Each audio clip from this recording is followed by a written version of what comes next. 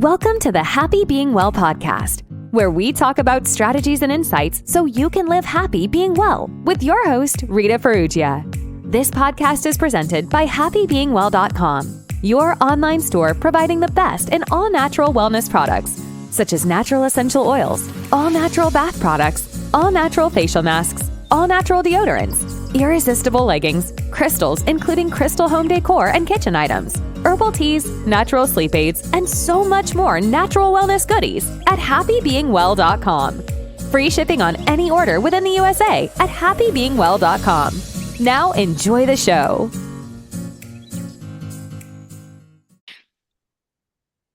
Hi, guys. Welcome to the Happy Being Well podcast. We have an exciting guest. She's a very impressive guest. She has millions and millions of followers across social media. Just on her Instagram alone, she has 1.9 million followers. We have the workout witch underscore from Instagram. That's her handle.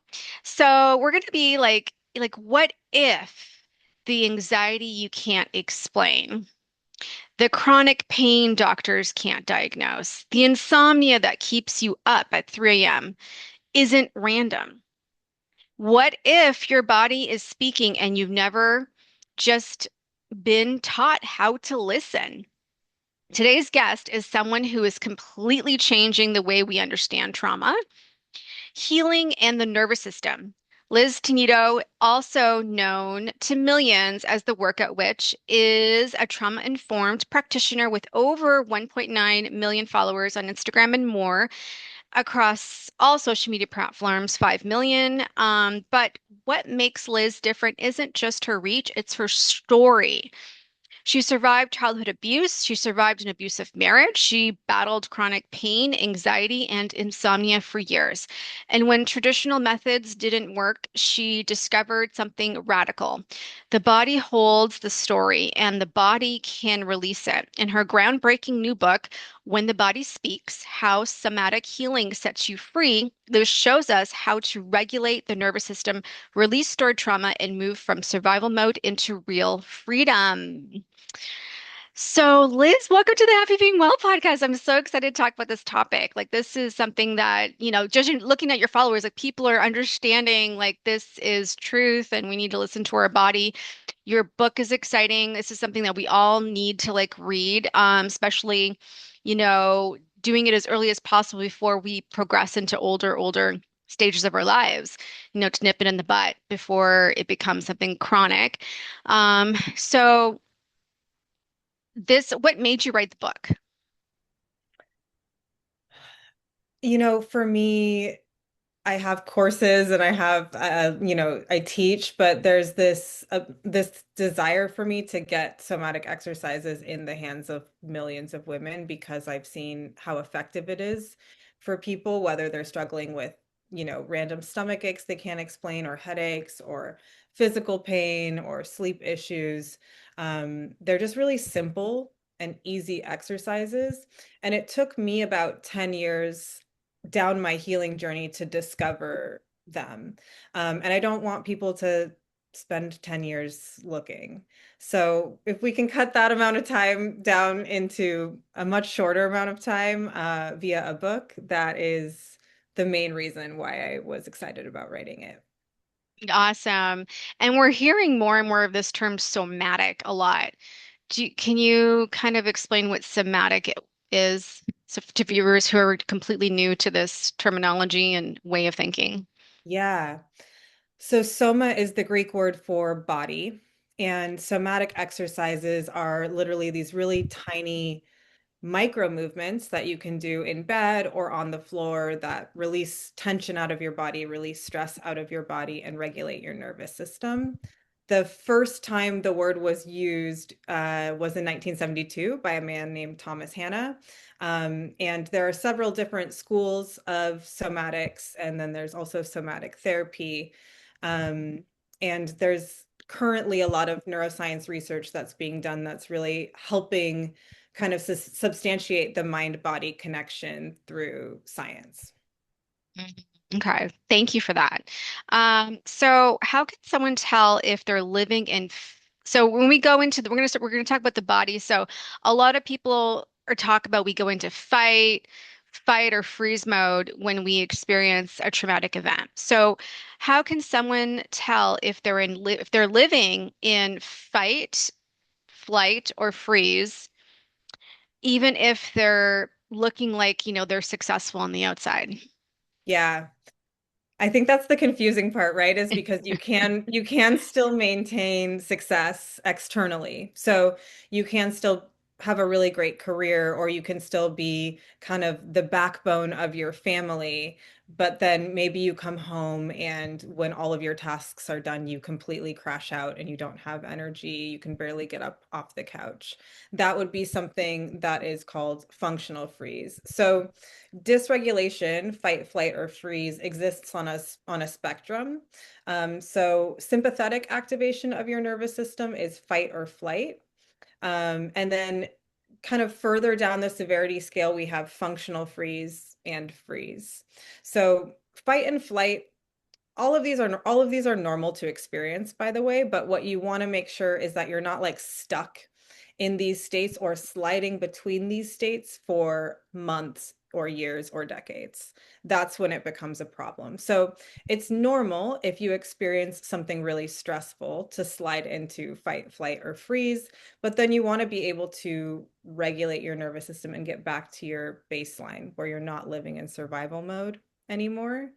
If you're in fight or flight, you're going to feel more activated. They all kind of have different flavors and different behaviors, but kind of broad stroke, fight or flight, you're more activated. You feel really wired. You can't rest. You may have brain fog. You may have difficulty focusing. You may have what we call somatic symptoms, which are like headaches, stomach aches, muscle pain. Um, and then functional freeze is where you can like go through the day, get all your tasks done, but then at night you just crash. Very common for new moms, or people in extremely stressful phases of their life, or if you've experienced trauma.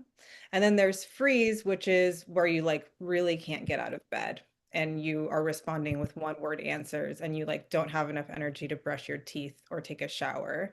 So fight or flight is a little less what we call severe. Functional freeze is a little bit of a deeper regulation, and then freeze is, kind of, you definitely want to be taking action if you're in freeze for sure.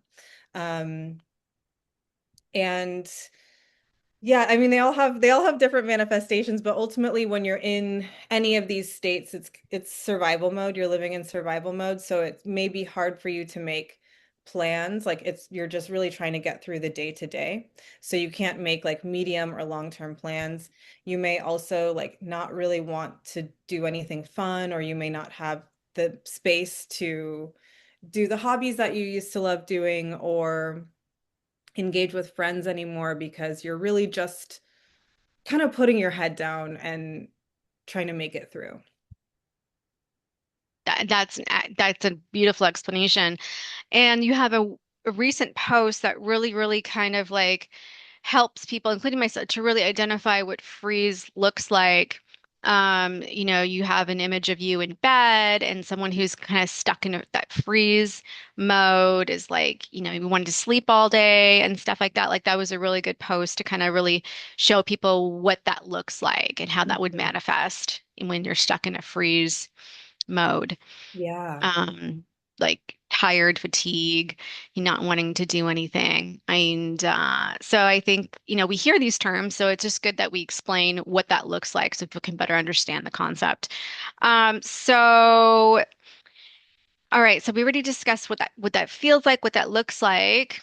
Can high functioning women be stuck in flight mode and call it ambition? Fight mode and call it Ooh. ambition. Yeah. Ooh. In fight or in flight? Which one? Fight, Fight. fight. Oh Yeah. yeah, definitely.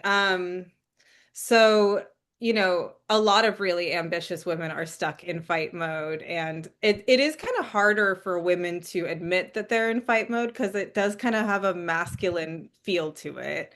But if you're in fight, you may be like the type of person who screenshots everything and documents everything because And this is, generally caused because like you haven't been believed historically in your life. So you feel like you always need to be one step ahead. Like, okay, I have the proof, I have the receipts. You may feel really hyper vigilant all the time. You may be kind of like engaged in drama and in other people's drama, or like really into watching drama on TV, like Real Housewives and stuff like that, because the drama kind of perpetuates that fight mode and that activation. Um, and none of these things are like inherently bad. It's just that there is a more peaceful option and a more peaceful way of living. Fight expends a lot of energy. So it's very common if you're living in fight that you're also feeling really, really exhausted. And then your body is also running on stress hormones and it's kind of stuck in its physiological stress response, which elevates cortisol, elevates inflammation. And over time, if you live in that for years or decades, you will start to have health conditions, autoimmune conditions, conditions related to inflammatory responses in your body that start to come up. Those are really excellent points. Um, so if a woman, so because it's because it sounds like fight mode is correlated to the skill sets or the energy that we need to show up at a workplace or in order to kind of be successful. So the remedy is to know when to shut that off, I guess, right? To shut it off and like just kind of like incorporate some what you do as a practitioner, seeing someone like you to like learn what techniques and exercises one can do, right? Exactly. Yeah, exactly. Like fight can be really useful, and if you do have a demanding job or you work in a really competitive industry, it can be a really helpful trait to have, but you just don't want to stay like that all day, every Mm. day, because hmm it's exhausting. So what can one person just do, like one activity to kind of counteract, being kind of like addicted or stuck in flight mode? What can they do when they come home from work, for example? Yeah, there's this, so there are a lot of different exercises that you can do. I generally teach exercises that range between like 1 minute to 10 minutes. But I'll talk us through an exercise that you can do that kind of brings you instant relaxation. And we can do it together if you want. And then I'll Sure. also verbally talk it through for anyone who's listening without video. So you're going to take your first finger on your dominant hand and Okay. put it between your eyebrows to start. And you're going to use medium to firm pressure and just swipe up to the hairline and then come back. And we pick up the finger at the top of the hairline and then return. And we're just going to do that in an even rhythm at your own pace. I And could I, I could do this as a technique when I'm applying my foundation on my face. right, I know. And as you're doing it, you want to see how relaxed your stomach can be. How relaxed can your jaw be? Almost like you're drooling. Permission to be taboo, a little Oh, space between the this feels teeth. amazing. Oh, Yeah. I'm going to be doing this as a regular activity myself. This I, feels I I did this right before the podcast. At any point, if your arm gets tired, you can just rest, or I you can keep actually going. don't want to Yeah. stop. Yeah, right. So you can keep going too. And I have never thought of doing this before. So people, yeah, the viewers that are in audio, what we're doing is we're just taking a finger, putting it, where typically your third eye is between your eyebrows, and then just working your finger up towards the top of your skull, at the top of your forehead, and just making a line up. And it feels so amazing when you do it repetitively. feels It is, so it good. feels so good. Like Like, I could do that all day. yeah, it's like this instant relaxation. And you may like yawn as you do it, your stomach may gurgle a little bit. And those are all signs that your nervous system is kind of shifting out of the sympathetic activation, which is kind of just fancy lingo for fight or flight.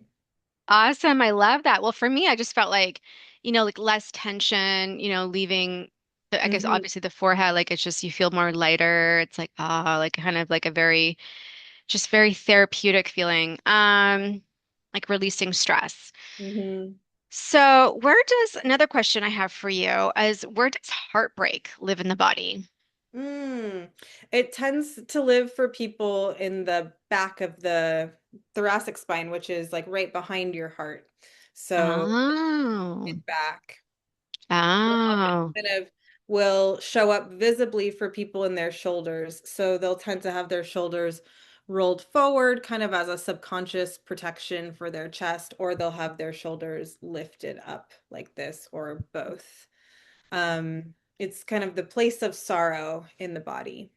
oh, okay, good. And a lot of, they always say that most Americans, it's always the chronic pain is chronic back pain is like very popular amongst North Americans. So what does that represent? Why are so many of us as we age and, get into 40s and beyond have the chronic back pain? Yeah, there can be a couple different reasons.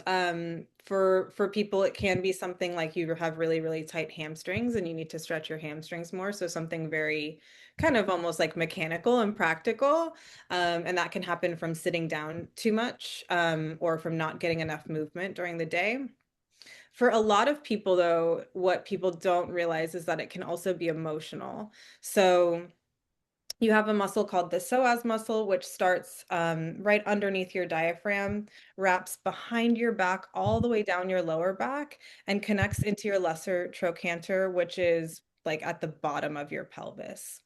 And this is the muscle that is the first responder to fight or flight. So if you go through anything that's emotionally really scary, or maybe you've been betrayed by a partner in the past, or you've experienced trauma before, or for a lot of women have experienced sexual assault, this muscle can contract.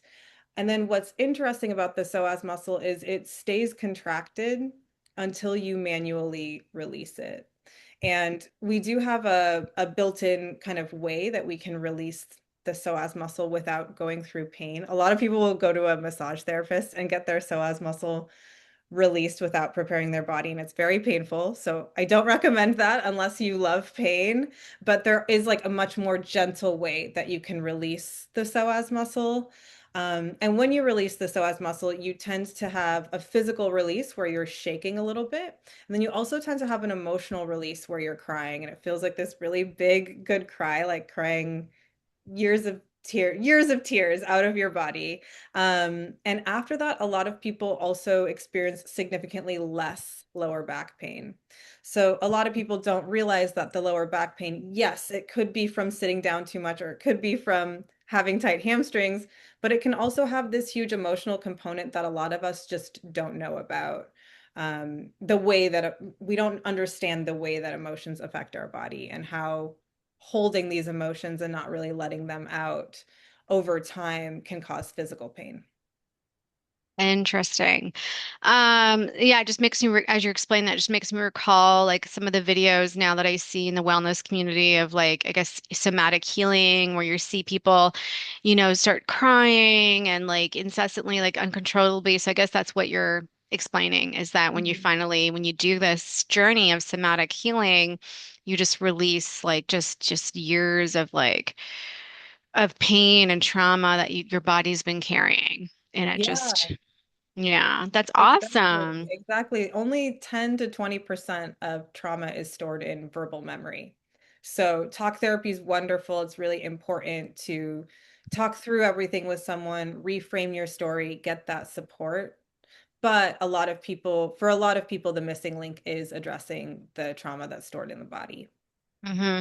Yeah, yeah, that's a good point. And then the more I talk about it with you, and I'm beginning to realize myself like how important this is. This is like because yeah, it's essential for our health and our mental health.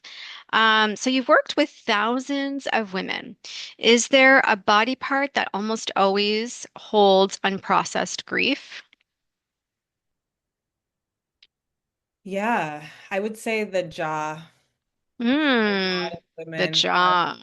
a lot of grief, and a lot of, just like repressed frustration in the jaw. I think at least culturally, a lot of women are come up not feeling like we can fully express ourselves or say what we want to say. I think it's getting better now for the younger generations, but if you're a millennial, if you're Gen X or older, I do think that there was, kind of like this good girl way that we were raised to be polite and to not make waves, and to not always speak your mind. Hmm. Um, and that causes a lot of grief for people. It causes a lot of sadness for people, and it causes, literal jaw clenching for a lot of people. So how could that like manifest like grinding teeth, like, misalignment in the jaw, like what is Yeah. It often manifests like a really easy way to check it is like if you look at your side profile or you take a photo of your side profile, if your chin is jutted forward. So you want to have your head like stacked right on top of your chest, but for a lot of people, it's kind of more like this. Um, ah. jutted forward, and that was an exaggerated version, but the head being out of alignment with the body. And then you'll feel tension in your jaw. And over time, when you have jaw tension, that can lead to teeth grinding, TMJ. It also leads to headaches. And it can also lead to a ringing in the ears as well and neck pain as well, because all of those areas are so close to your jaw. Oh, interesting. It's interesting. You learn something new every day. Um, so you emphasize healing. You emphasize healing without reliving painful memories. Why is repetitively retelling trauma sometimes re-traumatizing? Yeah, I mean, I think for a lot of people can't always remember all of their trauma, especially if it happened in childhood. So they have flashbacks or they have somatic memories, but they might not be able to piece together the whole trauma story. And that is called dissociative amnesia, and it's a protective response. So essentially, if you experience a trauma that is way too much for you to process in that moment, your memory kind of shuts down in an effort to protect you so that you can keep surviving. So you're not reliving all of these memories over and over again. For a lot of people, then they start to feel safer in adulthood and they start to have these flashbacks or these somatic memories come back up. This happened to me, for example. And so then you're like trying to process all of this stuff that you didn't remember from when you were much younger 30, 20 years later. Um, and I do think for a lot of people, it's really important to talk through the trauma. But at a certain point, talking only does so much. And continuing to talk through it can kind of keep you stuck there.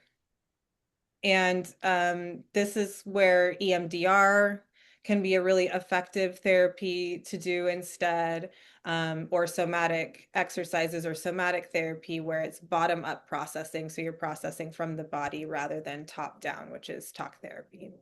Hmm. Awesome. I like that.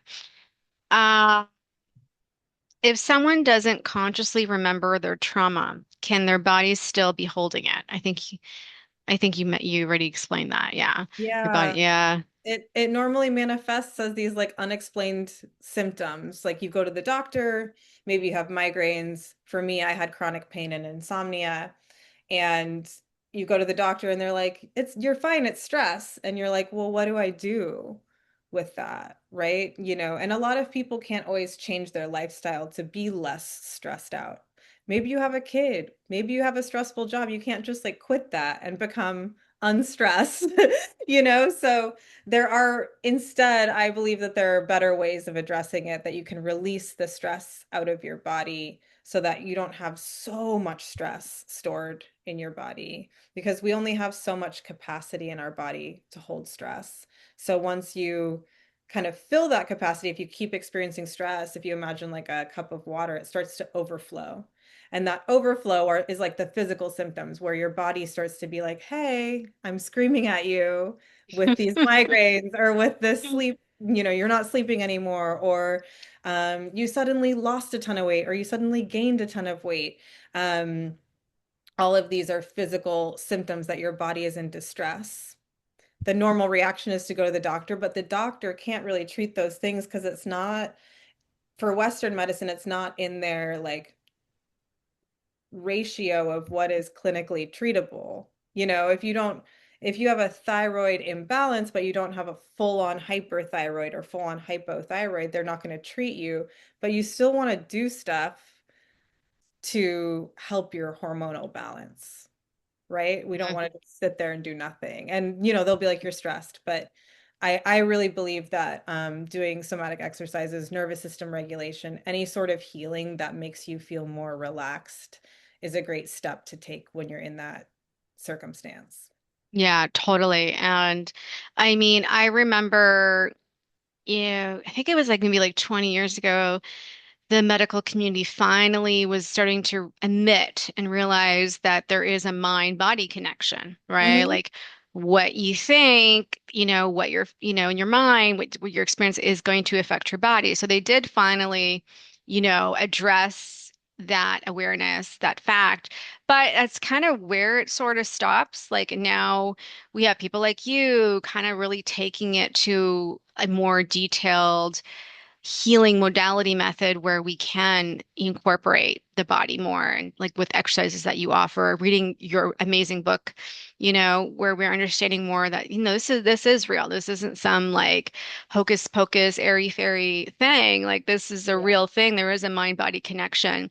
And what we've experienced in the past, trauma or chronic stress, or whatever it is, it's going to manifest in the body. And especially like you said, it's going to the longer that we don't deal with it, the more and more it's going to accumulate as the years go on. Hmm. Something something, you know, worse down the road. So it's better that we address it as soon as possible. So if this is a really question that I think is kind of interesting. So if someone heals their trauma, do they lose parts of their identity that were built around survival? Hmm. Like I hear comedians kind of talk about this sometimes because obviously a lot of comedians, used humor to deal with their, trauma, like whatever, usually they might have had rough childhoods, and that's why, humor is usually a really good therapy mechanism. So a way to deal with, horrendous things in life. So I've heard some comedians address like, well, if I heal my trauma, I mean, what am I going to be, that's a part of their identity is Yeah. that, to kind of like come up with jokes on how they've navigated and make it funny around through life around, trauma situations or stressful situations. So I think it's kind of interesting. What do you think of about tr losing healing the trauma and then losing that part of your identity around survival? Yeah. I think when you experience trauma, you lose the part of your identity that is the innocence. And that I don't think you ever really can get back. When you heal, you may lose like certain coping mechanisms, whether your coping mechanism, which form your personality, right? So whether your coping mechanism is to be perfectionistic and like really organized, and kind of type A, or to be like a total hyper independent boss, go-getter, or to be like really funny and gregarious. But the difference, I think, is that when you heal, you get to choose whether you do those coping mechanisms or not. And it just becomes a conscious choice. I don't think you lose your funny. And I don't think I like if you used to be perfectionistic for a long time, I don't think you necessarily lose that. I think that you have the choice now. Is this continuing to help me? Like for me, I was very perfectionistic. That is a coping mechanism that is not continuing to help me after healing. But for someone who's funny and is a comedian, like that coping mechanism is their job, it's their livelihood. Like they're gonna want to choose to do it and to continue to do it. And I think you have that choice. The thing that I think you really don't get back is the innocence that you lose when you experience the trauma. Okay, excellent point. Um, is peace uncomfortable for those who grew up in chaos?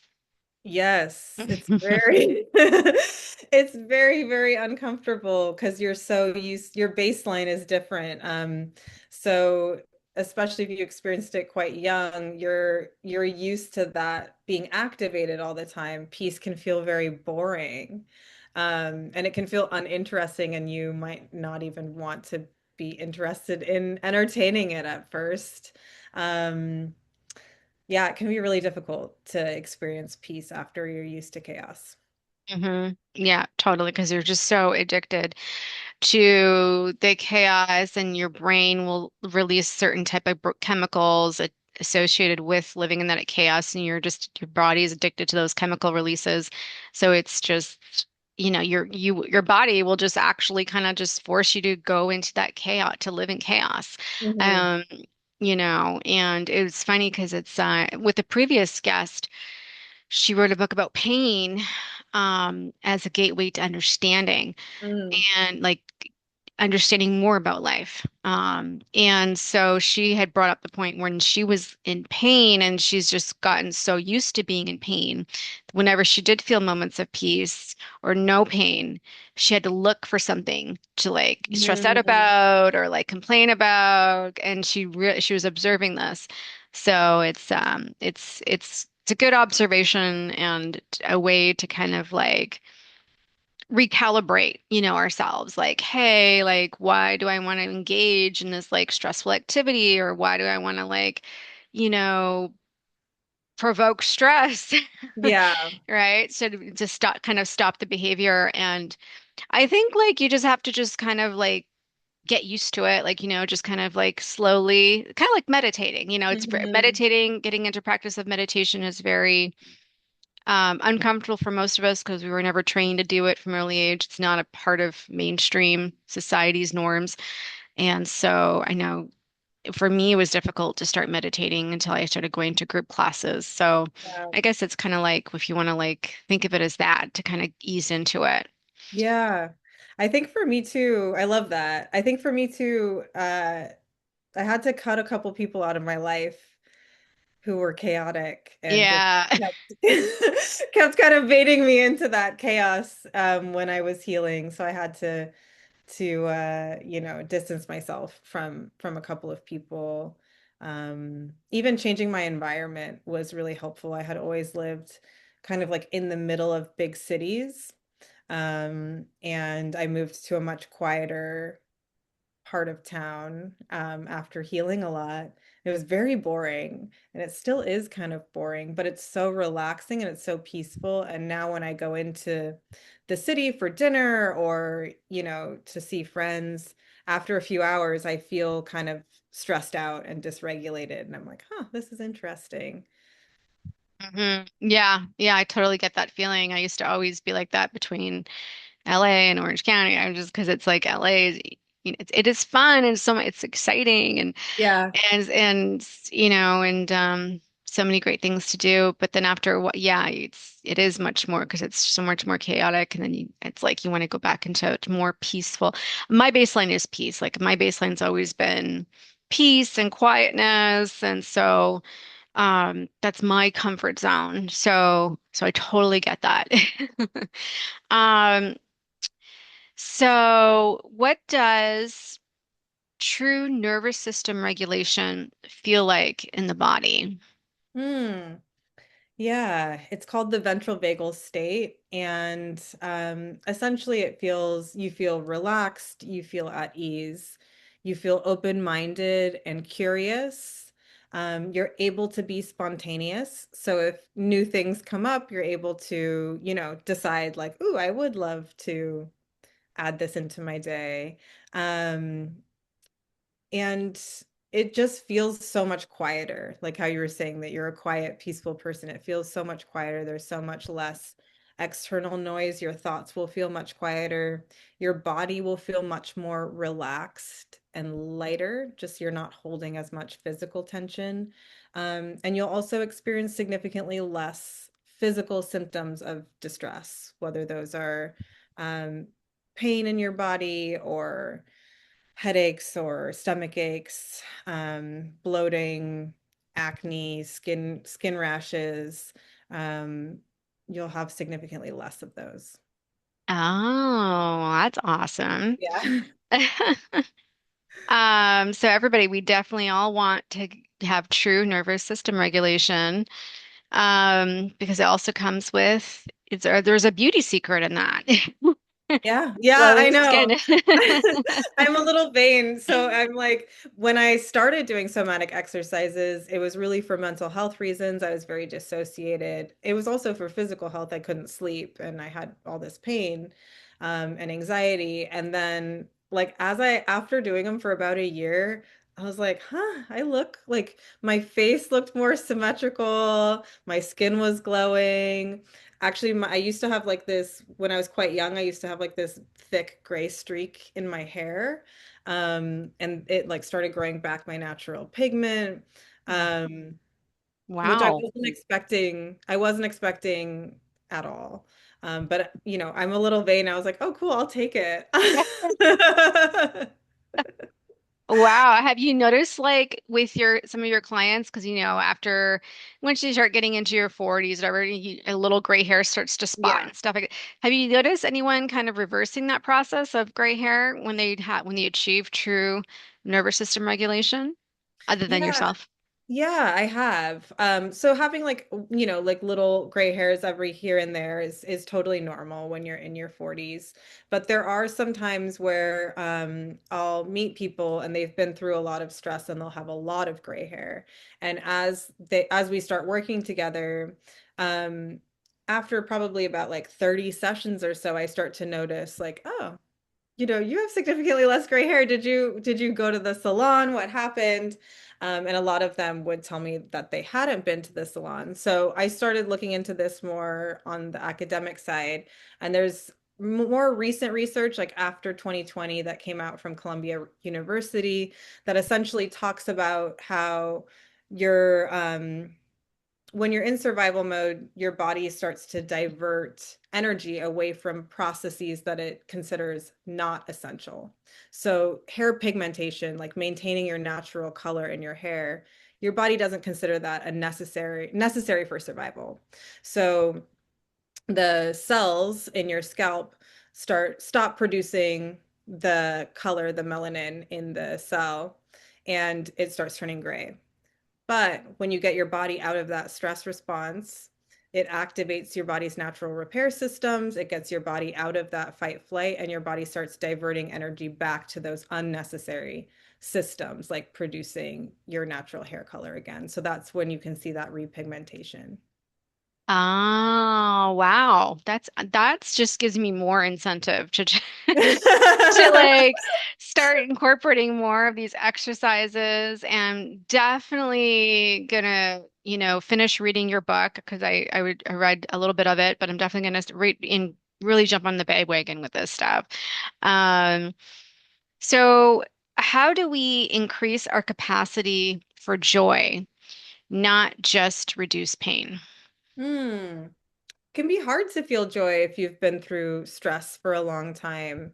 It's technically called anhedonia, and it's where you lose the capacity to feel joy, to feel pleasure, also very common if you've been through trauma as well. And again, you just don't have the resources, you don't have the capacity for it. You're really just trying to get through the day to day.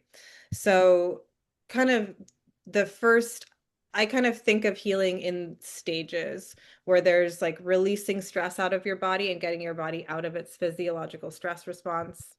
There's regulation where you're bringing your nervous system back into regulation, and then you get to then kind of live a really good life after that. And that's when you have enough energy and vitality to go out and experience new things again, to travel again, to reconnect to your hobbies, to be social again. But that for me and with my work with people seems to be stage three. And it doesn't for the body take that long to get through the stages. So releasing stress takes about 30 days. Regulating your nervous system for people takes 30 to 60 days, depending on how dysregulated you are. And then the kind of like the living phase is the really fun phase. And, you know, that can take a varying amount of time for people. And I don't really teach that phase, but I have seen a lot of people, go out and explore and get a new job that they love, or find a partner that they're really excited about. Because when you're feeling stable and regulated, you start to kind of attract a different energy into your life. Yes, that is an excellent point. So obviously manifesting is the newest or the latest buzz term for what over 30 years now. We've been talking about manifesting in the wellness community, personal development community, spiritual community. Um, and so achieving true nervous system regulation will definitely help you manifest better, Mhm. because you are going to feeling more of an elevated level of joy and not gravitate so much to those lower state levels of like fear and anger or even being in a depressive state.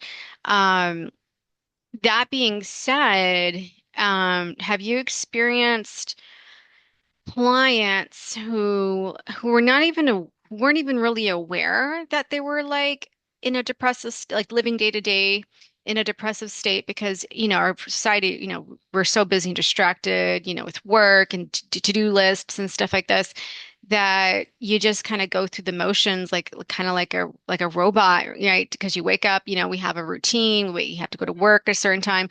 So have anybody noticed, like maybe sometimes after they work with you, and they see the difference, and they just realize, wow, I was like so depressed before and I didn't know it. Has that happened?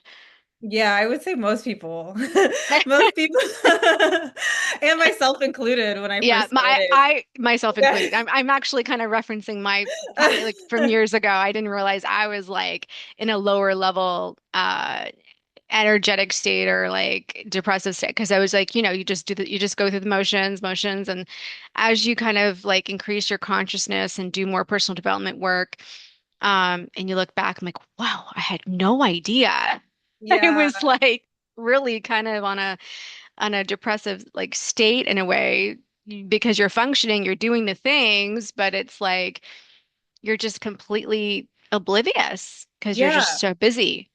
Yeah, which there is such an emphasis for us to stay functional, right? Like, and if you're a high functioning person, it's even harder to feel how you're feeling. If you're a highly intelligent person, it's even harder to feel how you're feeling. Highly intelligent people tend to be more dysregulated. Um, so so yeah, and it's very difficult to feel how you're feeling. And I think I kind of joke that like therapy just became a thing in the pandemic. I started therapy quite young because I had so much anxiety, and I had experienced a lot of trauma, and I knew I needed to go. Um, but it's been so beautiful to see kind of this like surge of therapy and this understanding of how our emotions are so important happen after the pandemic. And I think people now know how they're feeling a lot more than we did before therapy became so popular. Yeah, yeah. Yeah, good point. Um, can you actually build resilience physically the way you build muscle? Yeah, absolutely. So, um, it's not bad to experience stress. But and this is what we're doing when we're building muscle too, is we're stressing the muscle a little bit. So when you're working out, let's say you're doing some bicep curls, and you start to feel that fatigue or that burn in your muscle. You generally want to go like 4 more repetitions. So you build a little more muscle, you're increasing your stress load in your body a tiny bit more, and that's how we get stronger. And then you start to go from like 15 reps to 20 reps to 25 reps to heavier weights, right? Same thing can happen with the nervous system, in that you want to slowly, we call it titration, where you're slowly increasing your capacity to handle more. So if you're feeling really dysregulated, small things might really, really stress you out, right? Like traffic or like waiting in line. Totally fine. But as you continue to regulate your nervous system, you're going to start to increase your exposure to stress a little bit more. And this, I teach this through the exercises, increase a little bit more similar to bicep curls. They get a little harder, right? And then you're able to have more capacity in the real world when you experience things like a delay at the airport or something that used to kind of like throw you off, make you feel overwhelmed, make you feel shut down. All of a sudden now you're like, I'm more grounded through this. I'm less stressed out through this as well. Mm. Awesome. Love that. So, what daily micro practice could radically change someone's nervous system in 5 minutes a day? Mm. So I do this exercise every night before I go to bed. And it's one where you're laying down. So I'll explain it verbally. Um, you're laying on your bed, ready to go to sleep on your stomach. You stack your hands on top of each other and place your forehead on top of your hands. And then you just rock your hips right to left in a really even, repetitive rhythm. So right, left, right, left. You want to go at a medium speed. You do it for about a minute. Make sure you're breathing as you do it. And this uses bilateral stimulation, which naturally releases tension, regulates the nervous system. It's the same practice as what you're doing with your eyes in EMDR therapy. And it can really help you release tension before you go to bed and fall asleep with much more ease and get much deeper sleep. So even if someone were to introduce that one exercise every night before they go to bed, they're going to have significant like compounding benefits from that because sleep is one of the foundations of our well-being. If we're getting good sleep, a lot of other things start to fall into place. Awesome. Love that. Thanks for sharing that exercise. Um, Now, ha is the body ever wrong? Hmm. In my experience, the body is very, very honest. So Hmm. it can like make people upset. It can make people feel angry. People can sometimes get upset with their body, like, or feel like it's broken. Like, why, why do I not have energy to like do all my tasks today, right? Or like if you're in pain or you have such a bad stomach ache that you can't get up or you feel nauseous, or you have a panic attack, like before a big event you can get kind of mad at yourself, right? But the body is so honest. There's a quote by this famous dance choreographer that's like, "The body never lies" by Martha Graham. And it is, I think it's our most honest assessment of how we're feeling and how we're doing. But I do think that it kind of pisses people off. I know, because sometimes, our head's telling us a different story Yeah. than what the body is trying to communicate. And I've learned it the hard way, when making very difficult decisions.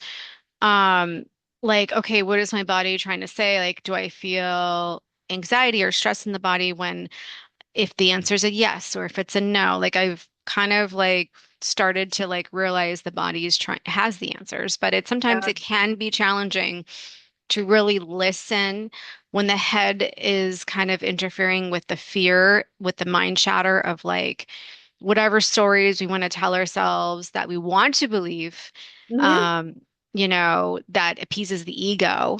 Yeah. And then the body is like having the truth. And then sometimes your mind kind of tries to like counter fight with the body, like try to like not Mhm. listen to so I've experienced that myself so it's um it takes doing like practices Yeah. activities, being tuned in more, the more tuned in the better you get at it, so Yeah. Women have such great gut instincts and gut intuition. And I think a lot of us kind of override that. For example, I'll share a little story that when I first got engaged, um, I didn't realize that my partner was a narcissist at that time. It didn't really happen until after we got married when the severity of how he acted really kind of went from like it was like a Jekyll and Hyde situation. But I was very much love bombed before we were married. So I was like, oh, this is like my dream partner. But the day that he proposed to me, my jaw locked. Mm. It locked so bad that I couldn't even open my mouth. I had to drink like smoothies through a straw for a couple of days until I like was able to release it. And the most embarrassing part of this story is I already had somatic training before all of this happened, and I'd already been teaching somatics for a long time. And I just really thought that I wanted to marry him. I thought he was like the perfect partner for me, and I did not listen to my body in that moment. Ended up getting married. It was one of the most challenging phases of my life while I was married. And I sometimes think back, like, oh, if I had just listened to my jaw, my jaw was trying to tell me, it was like bearing down. It was like, don't do it, you know? But I didn't listen. I have somewhat of a similar story. I was about to marry the narcissist, Mm, but it was like a struggle, like to do. My body was like kept on stalling the process, and mm, then my mind kept like coming up with stories and like reasons to stall, like getting married, married and da da da da. And so he was picking up on it, but but he kind of got distracted with his own life affairs. But in the mm, same time, he kind of like was taking notes, like, okay, she's kind of stalling, like she's like mhm, saying all these reasons, da, da, da. Um, and so there was moment, but I knew he.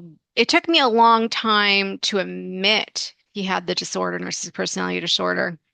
And like, mhm, oh no, like it's just his bipolar, or it's just the da, da, da, da, da. So, but I mean, the signs were there. Like, mhm, it's not like it was fabricated by any means. And once I educated myself around it, it was funny. I think I discovered about these disorders in 2017 accidentally. And then once I was reading about it, I was like, oh my God, he has that. He's got the da, da, da. It's like I knew he was manipulative, but I always thought some people are, and they just mhm, like, use that to get through life. And I kind of like, well, I always know when he's manipulative, so I can kind of like navigate around it or whatever. But I didn't realize it was systematic. Like mhm. you're always going to run into it over and over again. It's Yeah. just a systematic form of manipulation that you will never stop experiencing from them. In fact, it may get worse as, time progresses, and it usually does. And so, yeah, so, but I didn't go through with it, because I was literally petrified of Mm, like, you know, being really binded to somebody like that because mm, we, I had my own space, I had my own house, and we lived in, there was long distance between us. So I that made it feel safe. mhm. Yeah. But then once it hits over to mirror, it's like, no, we're gonna be stuck in the same space for like 24/7. And that's when like reality started kicking in. I'm like, Oh my God, like I'm gonna be like his prisoner." Yeah. Oh my gosh. Yeah, you are. Yeah. You are Hmm. their Yeah. supply, right? Yeah. Yeah. Well, great job listening to yourself. Yeah. Yeah. Well, Yeah. it wasn't easy. I mean, it was very, very difficult to really break free from that because Mm, he was very charming, he was very good looking, he was totally. highly intelligent. Um, he's a sense of humor. I mean, like if you met him in person, everybody loves him. Like a lot of people would actually, oh, he reminds me of Tony Robbins, and including myself when I first met him, because he had this like very playful demeanor about him, and he was really great with people, high social skills, and he was a top salesman. So he Mm, embodied the Tony Robbins persona as a part of, excelling at sales. So he was a kind of like a natural life coach, but he used it for the sales process. So mm, people like wanted to talk to him. People wanted to connect. People felt so connected to him, and like he just had a presence to him, and he knew how to read people and connect with them. So he was a it was hard. It was just because you admire them so much because they yep. have these skills that you admire, but at the same time, behind closed doors, it's like Yeah. they are, it's just so much psychological torture. Yeah. Yeah. Which is So, confusing because they're charming publicly and charming at the very beginning of the relationship for however long they maintain that for. And then, then the manipulation, control, abuse, like slowly and insidiously starts to creep in and escalate. mhm. Yes. Um, so can you explain what's a dorsal vagal shutdown? Yeah, so that's kind of fancy nervous system language for freeze. So you have your vagus nerve, which runs, it's the longest cranial nerve in your body. It runs from the base of your brainstem all the way into your stomach. And it's responsible for a lot of the automatic functions in your body, like digestion, breathing.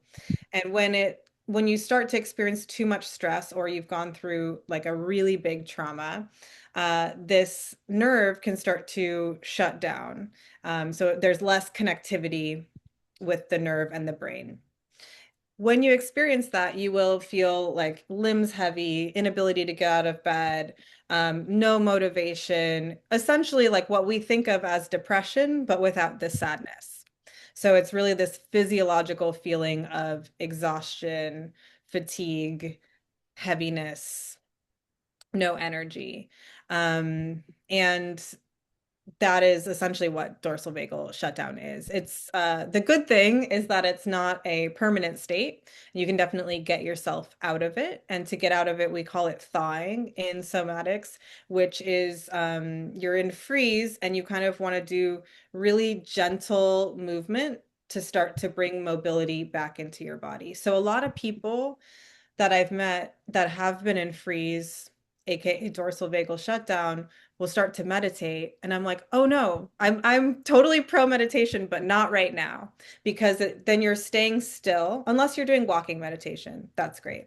But if you're doing classical meditation where you're laying down and meditating or sitting and meditating, you're kind of perpetuating this stillness and you're not going to be able to thaw yourself out of freeze. So to get out of freeze, you want to do really gentle movement, somatic exercises, tapping, bilateral stimulation, walks, like 5 to 10 minute walks, right?